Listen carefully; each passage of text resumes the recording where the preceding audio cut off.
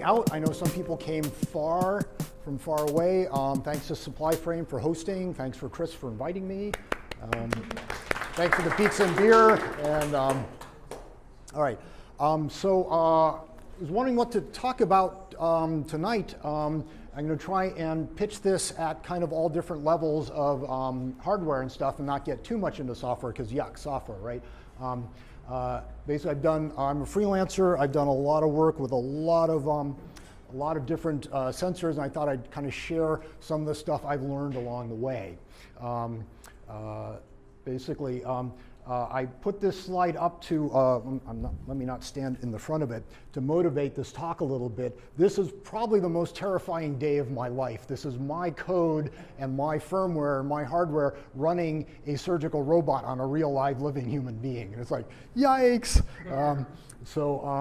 One of the things, this is working with a company called Procept Biorobotics. This is 3 generations of prototypes. They look a lot less scary now that they're a lot more professional. What this is it's a supersonic water jet that removes swollen prostate tissue. So the business end goes up your urethra, and that sounds kind of gnarly, but it turns out to be way less gnarly than cutting you open. So, and some of the early versions, we had a laser. The jet is motorized on 2 axes. It comes out of a probe, this probe, which goes up comes out at right angles, and it's motorized so it can kind of spin like this, and it can go in and out. And those are both controlled by motors. And in practice, the physician is also has a rectal ultrasound, so we can see the tissue. The physician can basically draw on the live ultrasound the area of the tissue you want to remove. You press a button, goes CNC, 3 minutes, you're done. So there's a lot of things going on, a lot of things we want to happen right. We want to make sure we've got flow. We want to make sure the pressure is what it is, because we control the depth of the cut with the pressure. I'll be talking about pressure sensors. With motors, we got the position sensor. We want to make sure the jet is pointing in the direction we want it to be pointing. And in the new thing, the business end is disposable, so we want to make some things cheap and cheerful, so we can still make a profit on this machine. Okay, I've done a lot of other dumb things, and I'll talk about those along the way. There's no way I can talk about all this stuff here, but I'm going to try. So brace yourself for the fire hose. And if somebody could give me a 5-minute warning, just so I'm not that rude guy who goes on all night. Sweet, thank you.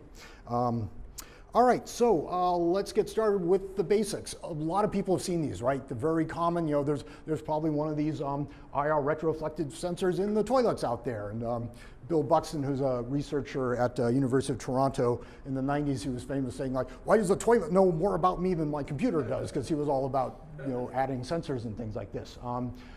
There's these transmissive things where you kind of break the beam. There's the reflective things where you put something in front of the beam, and you sense the reflection with a photodiode. I used this last technique in this thing that I made when I was a resident at Pier 9. And this is a 3D printed globe, and it's got 74 channels of both LEDs and retroreflective sensors. So still have some more software to write for this, but I'd like to do basically a virtual trackball where you can turn things and control things, because I can sense on every one of those little facets. And here's what it looks like inside. Basically, it's a dodecahedron. Every face has 4 channels of LED and 4 channels of retroreflective sensors. So that's something that's, so optical encoders, this is where you break the beam. You've probably seen a lot of these back in the day. All the mice had these. Remember the mice with the balls in them, right? So anyway, you have this wheel, and you have two pairs. You have a pair of photodiodes and phototransistors, and the signal that comes out of that is quadrature. This is really handy. Back in the day, you would set a flip-flop, you know which direction you were going. Nowadays, what you do is you hook one channel up to your interrupt, and when you get an interrupt, you look at the other one, and that tells you which way you're turning, and you either increment or decrement a counter, whether the other channel is up or down. And I think that there's hardware now built in some microcontrollers. I forget what's on the teensy, but that'll do that up to a megahertz or something like that. So you can get these things really fine pitch. This is one I actually used, US Digital. I think they're up in Seattle or something. These are not cheap. These are 50 or 100 bucks or something. So, but they are very precise. They can get, 512, 1000, 4K. Radial sensors and the nice digital output. You can also use a pot, but that, you get analog noise and yuck, analog. I used optical encoders on this project I did, and I'm actually kind of happy to get a chance to talk about this because nobody saw this project except a bunch of bros at Coachella. So what this is 30 feet high. This is a kinetic sculpture. It moves. These are all joints. Every one of these 4 towers has 3 joints in them. And let me see if I got a good picture of it. Yeah, so we used hydraulic actuators to move the joints, and we basically did a servo at every joint by putting in one of these optical rotary sensors to see where we are and do a little feedback loop or something. And every tower had a board, and the boards were all talking together over serial. We had a master control, and this is a proportional valve. You give it a voltage between 0 and 24 volts, and it turns on the hydraulic valve either full on or some proportionally lower, and turn that into a servo basically by doing a little PID loop. And the story about this is they put us right in front of the rave tent at Coachella, and the way these art projects are, we had 6 weeks to do this, and so we never got a chance to actually build the whole thing out and test it until we were setting it up basically the day before the gates opened. And so there I am trying to tune this PID, and they're doing sound check in the rave tent. And it's like, man, I still have my ear protection on, but it's like, oh boy, it's like, excuse me, could you turn it down a little bit? I'm trying to concentrate. So anyway, that for some reason unknown to me turned out to work. Here's a video. Let's see if that works. Scoop it. Let's just jump there. Play. There we go. So all four towers, all 3 joints are going back and forth, kind of slowly going in and out in phase. And you can hear the rave tent in the background. So there we go. Okay, so more on the optical sensors, going to stay on optical stuff for a little while. These are the Sharp things. These have been around for 10, 15 years now, but these are pretty cool because they work. I think they work by sensing the angle. I'm guessing they have a array of microprisms, and then they have a linear array of photosensors. But anyway, you can tell basically how close an object is by this angle. And there's 2 flavors, I think, or 1 flavor. It gives you a analog voltage out depending on the distance. And there's a range where it's too close to really work, and there's a range it gets a little wonky out there. But this will go, one of these versions will go 40 inches, better than a meter, and there's some for shorter things. These are handy. Anybody seen these? Is this new? Is this interesting? Right. I think these are cool, yeah. Use these for a couple things. There's some gesture sensors. These are the newer things. I think Seed Studio has a breakout of these things. They have, I'm not quite sure how they work. They have kind of dumb little, probably low pixel cameras in there, but they will sense waving kind of up and down, left and right, in circles. Some of them have ambient light sensors or color sensors or something like that. For the ultimate of that is a leap motion, which you've seen, which has some kind of IR reflective thing. It will track all your fingers. And it's pretty cool. I'm not going to go too much in leap motion because that needs drivers and software. Yuck. Okay, this is the latest generation of mice sensors, which basically have a little camera, and they're doing optical correlation, and they need some kind of they basically just have to look at a surface, and you want some kind of controlled illumination. So you have a little setup like this, and this gives you kind of quadrature X and Y output. I haven't used these ones where I'm kind of looking for an excuse to get these, because these are not expensive, and you've used mice that really work. They really surprising different number of surfaces. Which one is this? I forget who makes this one. All right, let me see, are we still in optical? Yeah, so Big shout out to Alan Yates, the Vive, do you say Vive or Vive? Vive, okay. Shows you how much of a gamer I am, which is not very much. But this is some stunning, stunning hardware. If you haven't seen it, I think there's some teardowns and some write-ups. What this is basically two rotating lasers. This is for position tracking of your headset. And it's your headset has a bunch of sensors on it, and you want this to be very low latency because this is doing VR. If there's too much latency, people barf and things like that. It's not good. So the way this works is you have these sync pulses, which basically blast a sync pulse, and then these are spinning line lasers. One spins in the X and one spins in the Y, or the other way.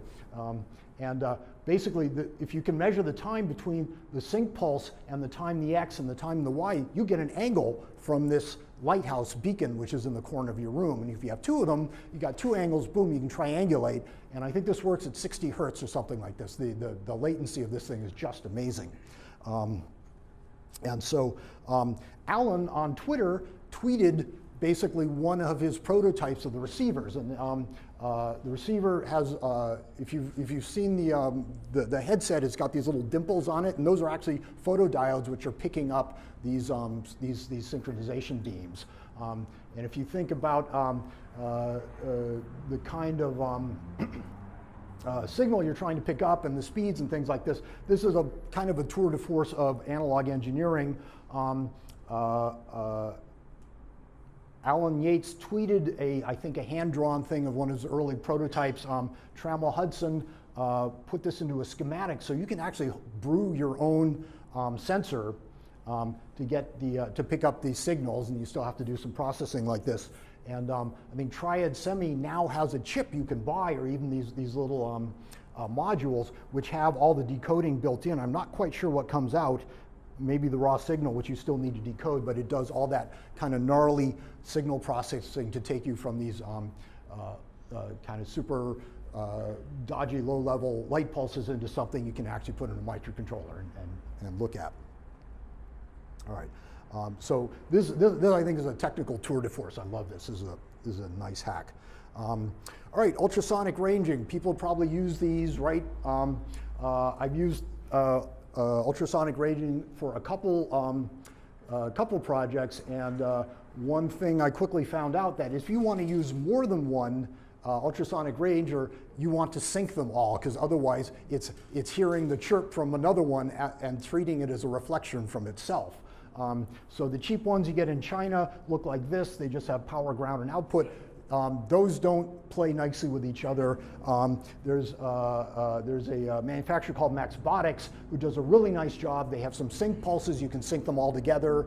You can, from an external sync pulse, you can tell them go ping. And I don't know what the guy who did this did, but he did a really nice job on the firmware. Unfortunately, it's all closed source, but these are pretty reliable.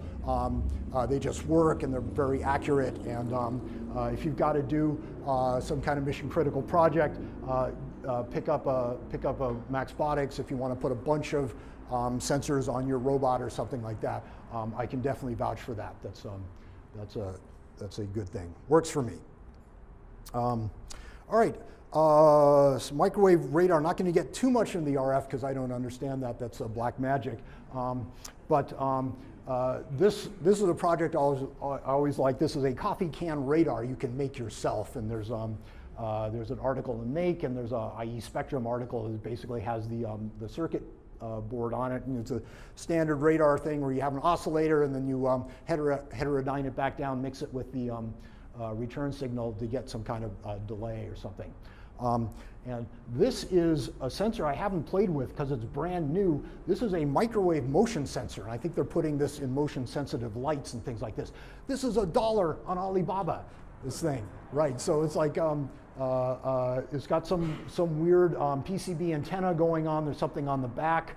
It's $1. I'm gonna buy a bunch of these just to play around with them. I don't know how well they work on range and stuff like that. And I'll talk about motion sensors a little later when I get into the thermopiles and passive. But this is kind of amazing. The price point of that is like, how can you go wrong if you want to sense motion? I don't know any of the specs, but going to get a couple and play around with them. All right, this is something which is Google ATP, which is what, Advanced Technical Projects? I don't even know what that is.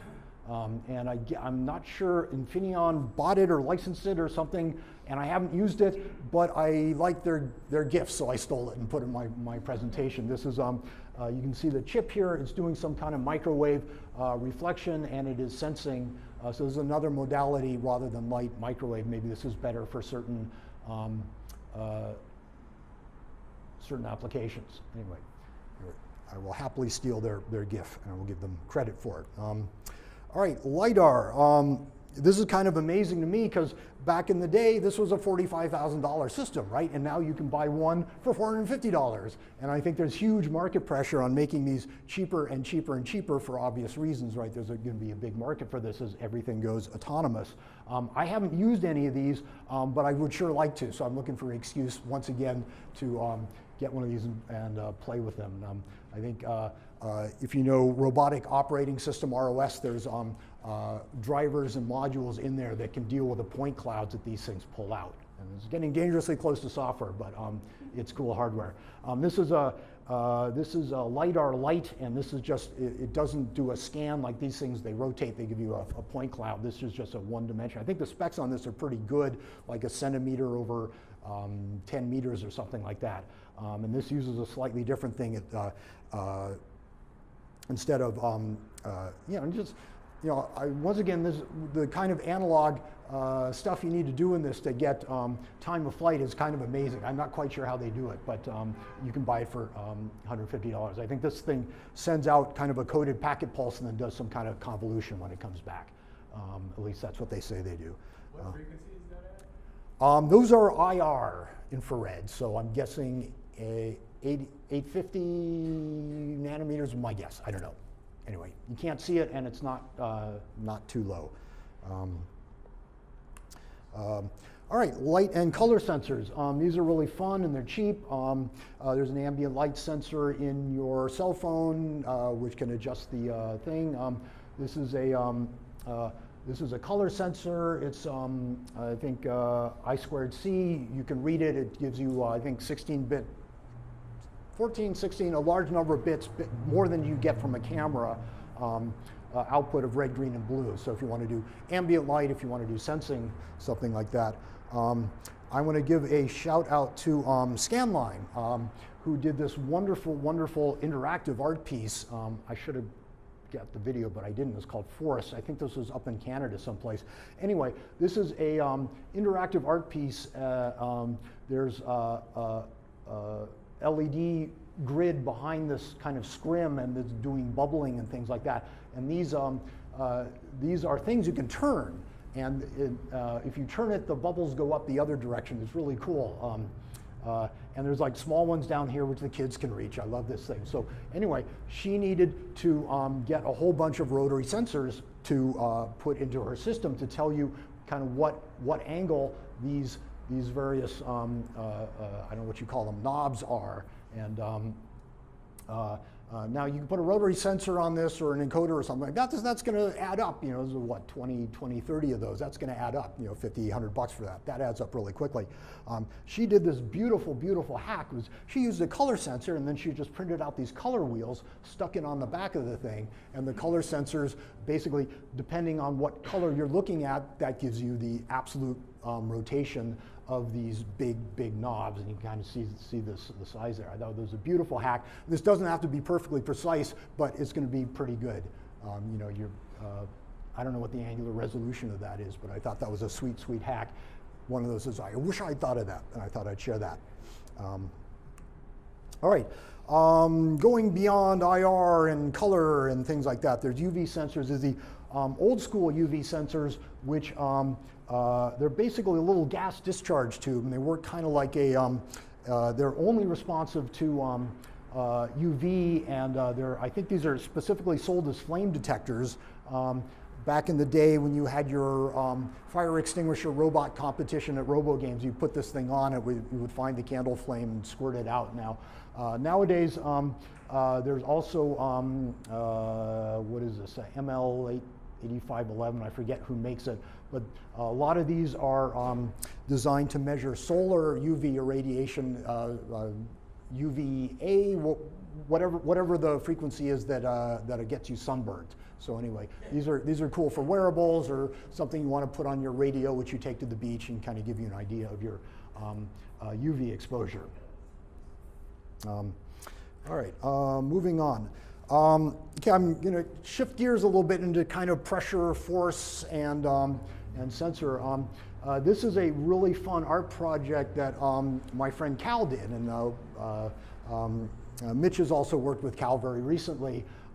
This is this kind of crazy robotic contraption which is on your back, and it's a kind of a comment on technology being this kind of addiction for you. And this is Cal on the left there, and Cal's got this amazing punk rock aesthetic. I learned a lot from Cal. He doesn't care if the wires are all hanging out loose. It's kind of part of the thing. So what he wanted to do is basically, this thing has these gnarly claws, and they're operated from pneumatic valves or something, and he basically wants the person wearing this to be able to control the claws, but they're not really that controllable. They're just kind of either on or off or something. So I helped him out with the electronics. These on the gloves, we put these basically flex sensors, and this is some kind of silkscreen polymer which is conductive, and this looks like a resistor, and if you bend it, the resistance goes down, and it's kind of totally janky and not really repeatable or predictable or any kind of precision things. But basically, I put a couple of these on the gloves so it would sense the finger things, and needed a rough A to D, so I used basically a bar graph chip so you could kind of see it and you could kind of tune it. If it wasn't doing it right, you could set the threshold kind of visually just by plugging in on a different pin header on the bar graph array. Where's the bar graph array? Yeah, I'm sorry, you can't even see that in the photo. It's down there. But that was a fun little project. But I wouldn't recommend using these for anything precision. They also have pressure things. They can measure, like poking at it. I had a student who wanted to measure the volume in a coffee pot using these, and they're just not accurate enough. I mean, they can detect people poking at them, but they're not going to be really good. If you want to get more accurate, basically what you want to do is go to these things called strain gauges, and these are similar. These are resistors that change resistance when you poke them or slide them, or they don't change resistance a lot, so you usually put them in a bridge configuration, and if you're clever in the bridge, you put one on one side that on the compressive side, and you put one on the other side, which is going to get the pulling and the pushing, so they work in opposite directions. And then you need some kind of a amplifier, because you're just getting millivolts out or something. So Omega sells these strain gauge amplifiers for industrial things. These are basically on flat the polyamide flex circuit board. You can basically stick them on anything, but you need to calibrate it. It's kind of a pain. So if you're going to do this at all, probably a much better way is to get what's called a load cell, which has a strain gauge built into something. There's a strain gauge under here, and it's nicely potted so you can't poke it, and it gives you 4 wires output, which are the 4 connections on that bridge, and everything's nicely done, and they're designed for certain force ranges or something like that. Here's a load cell amplifier. SparkFun's got a breakout. But what you can also do is buy a scale, and these things are pretty good. They got the load cell in there, but it's all calibrated. This one has a serial port in the back. This, I think, is you can get a 2 kilogram, which is accurate down to 1/10 of a gram. So they've done all the calibration.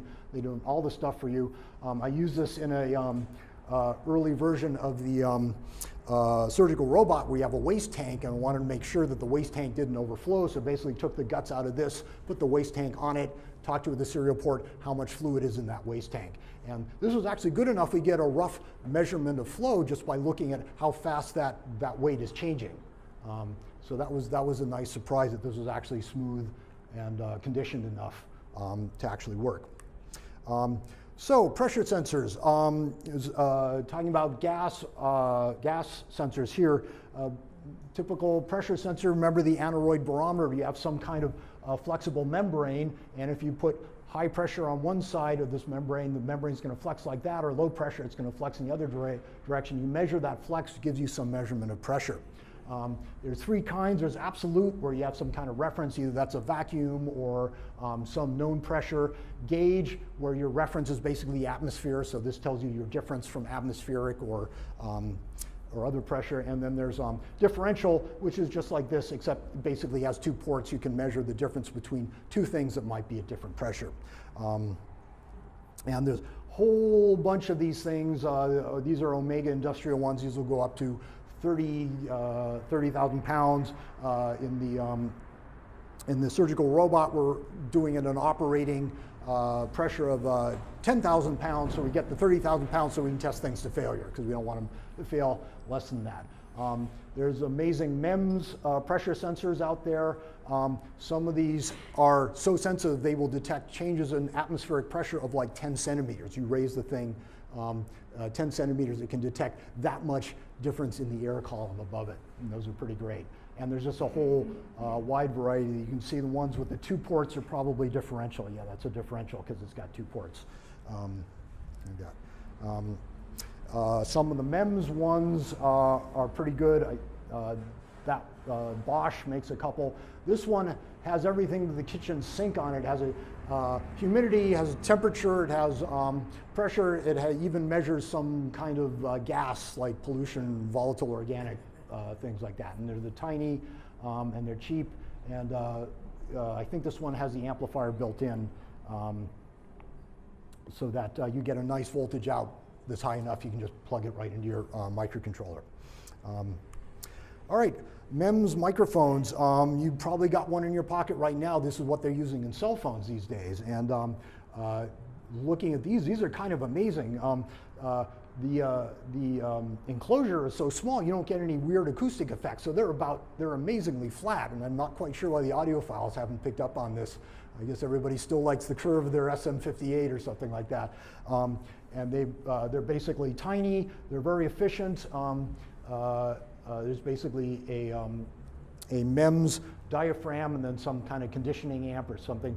There seem to be two flavors of these. There's ones which have analog output, just some kind of voltage, and then there's ones which have a digital output, and the digital output is called PDM, pulse density modulation. You give it like a megahertz or 2 megahertz clock, and it gives you basically ones or zeros out that are in proportion to the signal level at a certain time. And that's a little weird to decode in a microcontroller, but some of the new ones that are designed as codecs have PDM decoding in it. But anyway, these are cool. A lot of this stuff is new to me. I hope this is interesting to other people like me. All right, flow. So very interested in flow sensors, among other things, doing cocktail robotics. And there's a bunch of different ways to measure flow. I could do a whole talk on it. I'm not going to count your lucky stars because I can totally geek out. Probably the easiest way to measure the flow of gas is called a differential sensor. You just have, you put some kind of obstruction or orifice in your pipe and you measure the pressure difference across it, basically. And so the more flow, this is exactly like Ohm's law. If this is resistance and flow is current, then you get the pressure difference is voltage. So very good analogy right there.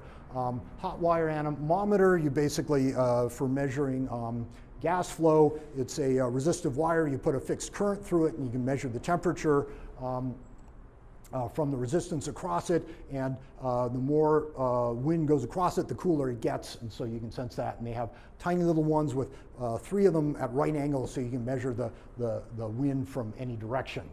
I mentioned differential pressure turbine. Here's a cheap flow meter that I basically got out of a Camelback. They sell this thing, and this is totally cute. This basically has a little turbine in it and with a little magnet on it, and there's a Hall effect sensor in this thing, and on the other side it's got an LCD so you can kind of see how much you're drinking and stuff like that. I'm not sure how well it works, but I needed a cheap flow sensor for to prototype something, and this worked great for me. If you're a physics nerd, I'm not going to talk about it, but check out the Wikipedia on the mass flow meter using the Coriolis effect. It uses, it's one of these things that depends on conservation of angular momentum, so it's not completely intuitive. I'm not even sure I know it well enough to explain it, but if you're a physics geek, that's a good thing to geek out. There's ultrasonic Doppler things, where you're measuring bubbles or something in the flow. We're really interested in that in the surgical robotic thing because we want to keep that fluid uncontaminated from anything else. So it's got to be in a disposable tube. We want to measure the flow in that tube. And finally, the last thing is a rotometer, and this is basically just like a ball in a conical thing, and the more flow you have, the higher the ball goes, something like that. And you can measure the height of that ball using optical or whatever. But anyway, flow is cool. Hope that wasn't too much. Whoop. All right. Piezo vibration. This is the classic piezo. Everybody's seen these. This is great for students. You can hook one of these things up right to an Arduino. You should probably put a clamping diode across it, but I never do so far. Seems to work. Students love this. You can tap this. You can see it on the ADC of your Arduino. Put a weight on this thing and you get a vibration sensor, and you can kind of tune this to different vibration frequencies depending on the weight you put on that and the spring constant. All right, good old Hall effect. Now, Hall effects, if you remember Lenz's law, you got this current going, you put a magnetic field, you get this force in whatever that is. Right. School was a long time ago. So Allegro makes a lot of these things. They have some good explainers on this. This thing acts like a switch. You can hook this right up to your Arduino. In the presence of magnetic field, it's on, otherwise it's off. These are super handy for a lot of things, kind of magic action at a distance, no contact. You can do a lot of applications. You can sense gear rotational velocity. You can sense rotation, various things. This is called a flux concentrator, which either passes the flux from this magnet through the Hall effect sensor or not, or you can just glue the magnets on. Back in the day, you had BLDC motors. They all had Hall effect sensors, so you knew where the rotor was, so you knew where to give the pulse. Nowadays, it's all back EMF, but I digress. A cool thing which is not always so obvious is you can measure rotation angle from the Hall effect, and there are a couple chips out there which have these cool things where you get basically a shaftless encoder. You don't even need contact. You can get just glue a magnet to the end of your shaft, put this chip someplace in proximity to it, and it can even be fairly well misaligned, and you can get the actual angle from it. And also current sensing. Maxwell's law, basically you get a current, generates a magnetic field. You can sense that magnetic field. For small amounts of currents, you want a ferrite loop, which is going to capture all the flux and circle it through it. But Allegro sells these things that have a very controlled geometry, and these will sense big currents very precisely. And that's a good thing to do. We use these in motor controllers. Of this project called Swarm, which I don't have time to talk about, but I did this about 10 years ago and learned a lot. This was a flock of autonomous rolling robots. Basically, the thing we learned out is that a lot of this stuff you don't want to build yourself because it's super gnarly. In fact, we did a sensor fusion Kalman filter on an embedded single board computer. Nowadays, you can buy this stuff off the shelf from the drone hobbyist thing. This is a Yocto 30, and it's got crazy MEM stuff. It's got a 3D accelerometer, 3D magnetometer, which is like a compass, but a compass that works at any orientation. I think this thing is $50. It's amazing. But best of all, it's got the sensor fusion. It's got a little brain there, which takes all these things and does, I don't know what, Kalman filter or some kind of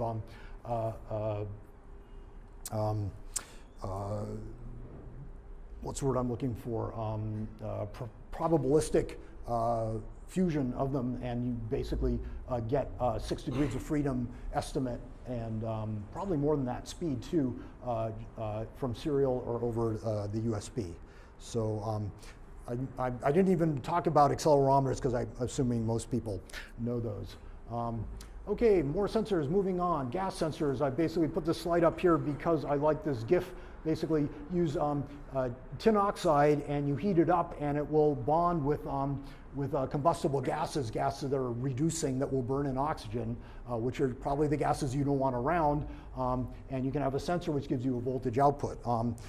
They need to be calibrated. They're not always that precise. Sometimes they have a heater which takes power, so they're probably not good for wearables, but you can definitely sense different things like carbon monoxide or volatile organics, flammable gases, things like that.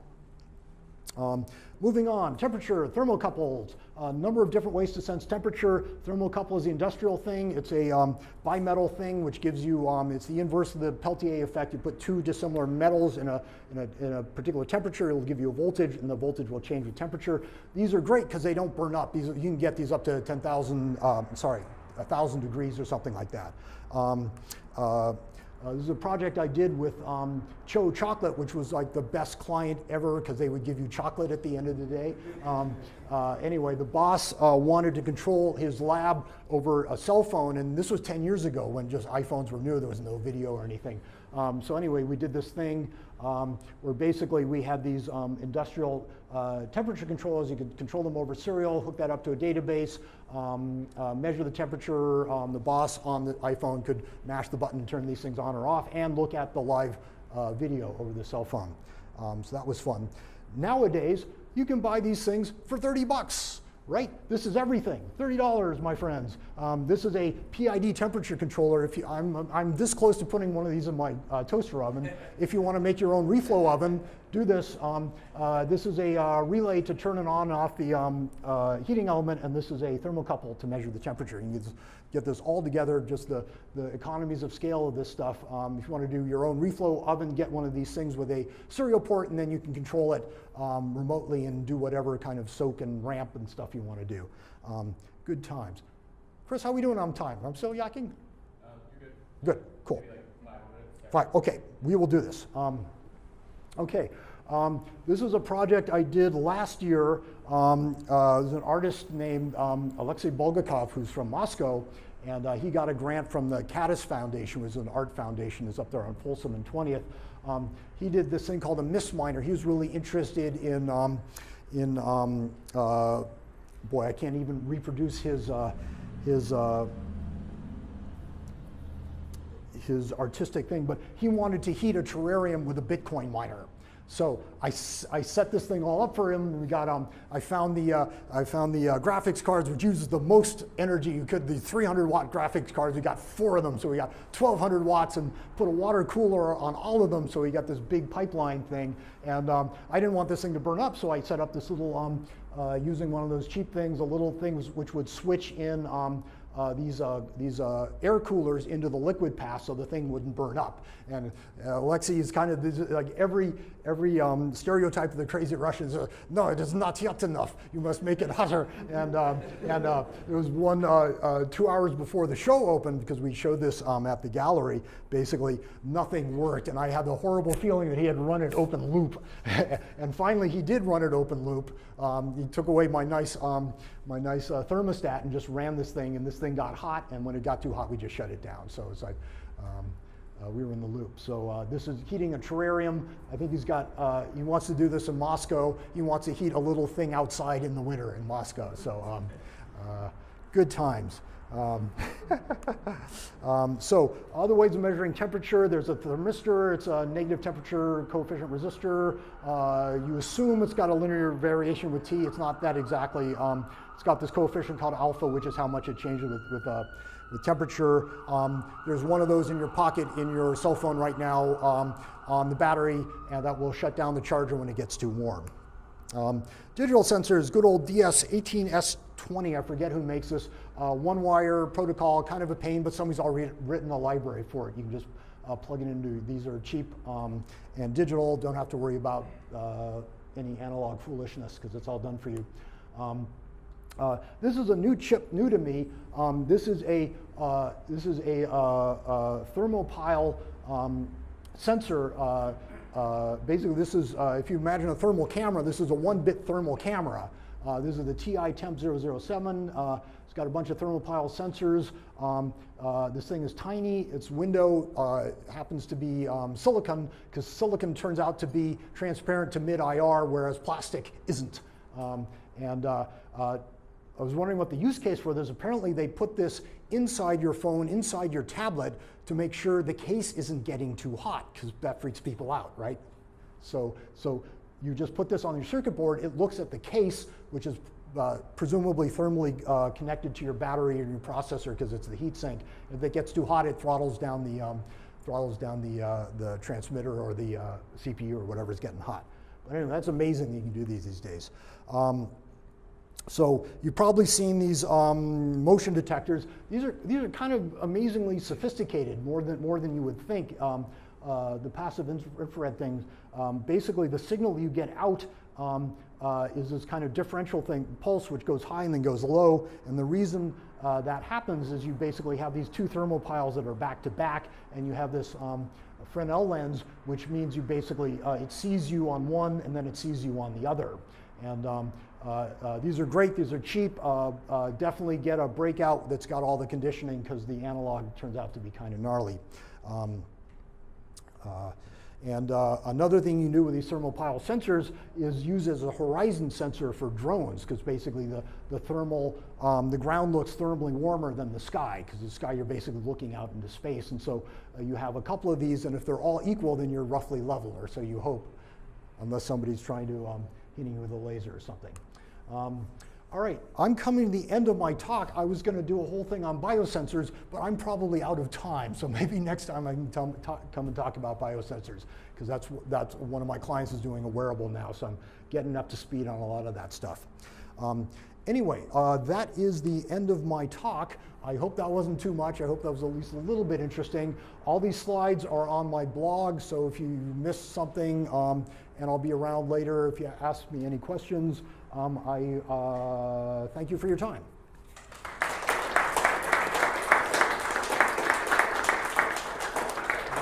Wait. Questions are right. Yeah. Could you just go over real quick, what are all those biosensors? What do they do? I'm specifically wondering, like, galvanic. Sure. PPG, this measures your pulse rate, and apparently if you measure the interpulse time, if that when you're under stress, that changes. That becomes a little bit more yeah, exactly. Yeah, HRV. Thank you.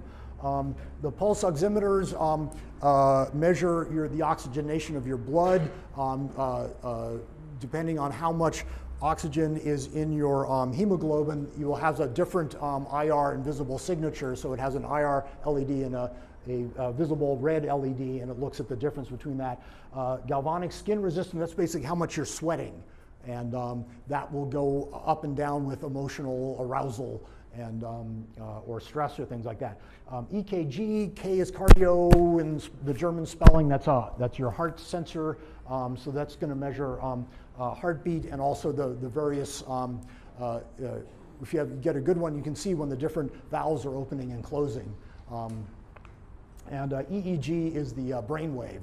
And there's some consumer level little headsets things, so you don't need all the goop and the millions of wires coming off your head. Is that good? Cool. Thanks. You're talking about two types of rotational sensors, qualified and optical. Which one do you use when? I've mostly used rotational sensors, because those are kind of tried and true. Basically, if you buy, we're using these Swiss motors called Fallhaber motors for the surgical robot. Those have the encoders built in, and a lot of the things will have the optical things. But I'm keen on trying some of the Hall effect things. I actually haven't used them, but I think they're a neat technology. Yeah. Have you had much experience with CDCs, the capacitance sensors? That I guess they're what power touchscreens, but you can use dielectric.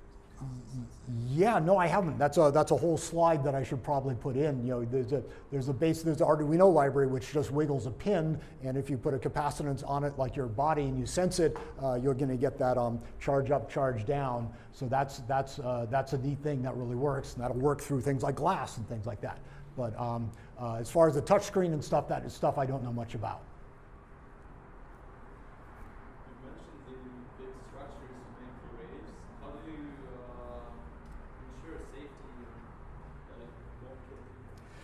prayer. Yeah, no, we had a licensed engineer come and look at the structure on this and kind of make sure it wouldn't tip over. Some of that's basic math, and we weren't running it too fast. You could see it was kind of slow and gentle, but at some point, no one's ever built anything like this before, so you kind of got to use some intuition and some little guidance. Yeah, we were thinking about that. Yeah, it was, definitely, yeah. Dead bros is not a good advertisement for your art, art piece. Yeah, the trouble with Burning Man, of course, is people will try and climb stuff like that. So. So when you do something like correction, like temperature correction, what are the arguments for doing it in analog domain or further up in digital? Probably depends on the application. Can you suggest? Right. I mean, these days the digital sensors, you can just put in a lookup table or just some compensation things. And that makes it easy. I know there's a lot of, one of the reasons you use a bridge for a lot of these things for the thermistors is that basically all the temperature coefficients are matched. So if one zigs, one zags to compensate. So that's a reason for the bridge design. And I don't know. Otherwise, it depends on how much accuracy you need in the particular application. Okay, thank you. All right, thank you.